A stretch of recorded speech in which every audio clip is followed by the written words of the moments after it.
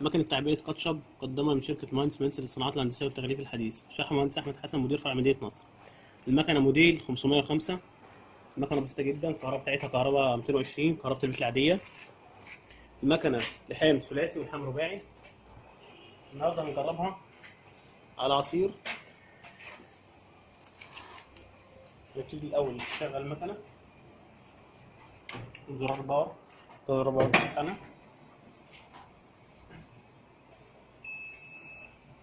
ده زرار الستارت ستوب، ده زرار الامرجنسي لو في اي حاجه بنطفيه على طول.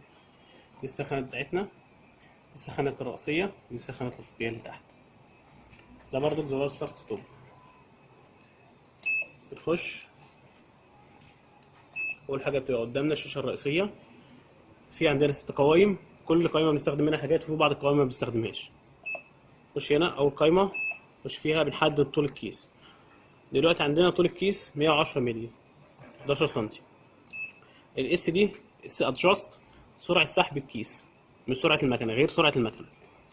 الاس دي البي سويتش الفوتو سيل بنشغله او بنطفيه. طبعا احنا دلوقتي طافينه لان المنتج بتاعنا او الخامه بتاعتنا ساده، لما يكون في طباعه بنشغل الفوتو سيل بتاعنا. ده كده اللي بنستخدمه البرنامج الاول. بنطلع نسكيب نخش على البرنامج الثاني، البرنامج الثاني ما بنستخدموش. البرنامج الثالث بنخش عليه في عداد الاكياس، نطلع بره خالص. دلوقتي اما بنطفي المكنه بتصفر معانا لاننا مش مشغلين ان احنا نسيف الاكياس. هنبتدي نشغل كده.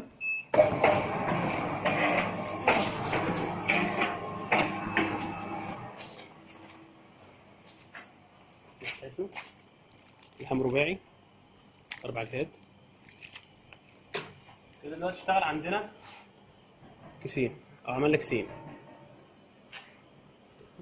لو هنطفي المكنه ونشغلها كده، طفيناها هنشغلها تاني هتلاقي عداد الاكياس برضك موجود، الكيسين اللي احنا عملناهم لان شغلنا التسييف بتاع المكنه.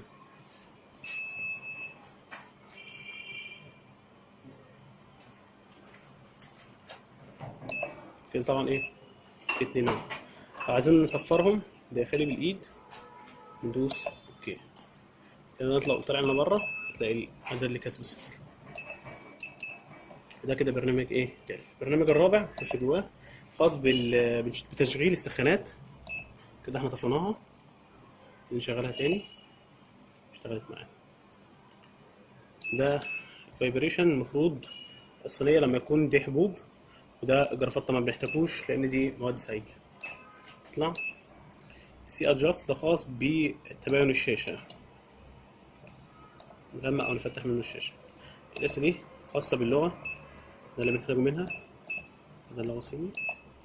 نظبطها تاني. البرنامج السادس خش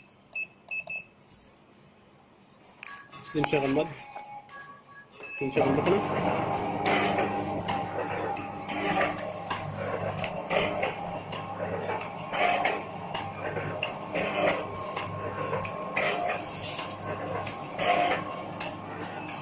ده كيس هو فاضي. نبتدي نشغل المكنه ونشغل المنتج بيشتغل من كده.